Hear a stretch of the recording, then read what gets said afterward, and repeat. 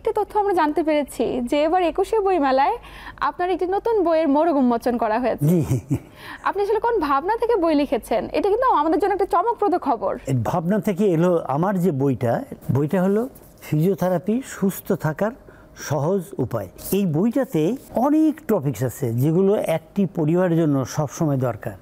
যেমন মা রান্না করতে গেছে, হঠাৎ করে গরম তেল তার হাতে এসে পড়ছে, এখন উনি কি করবেন? আচ্ছা, কি করলে ফোসকা হবে না, কি করলে ব্যথা হবে না?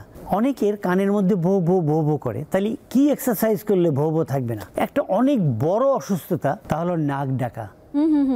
নাক ডাকার লোক পরিবারে নাই এমন পরিবার খুঁজে পাওয়া যাবে না, কেউ না কেউ নাক ডাকছেই।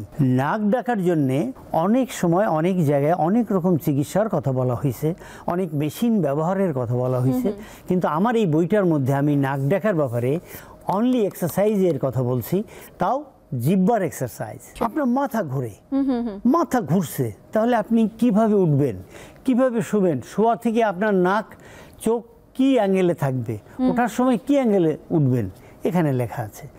আপনার হঠাৎ করে পায়ে অ্যাঙ্কেল স্প্রেইন হলো, আপনি হাই হিল পরছেন, কোথাও যাচ্ছেন একটু দ্রুত, স্প্রেইন হলো, আপনি কি করবেন, লেখা আছে এর মধ্যে।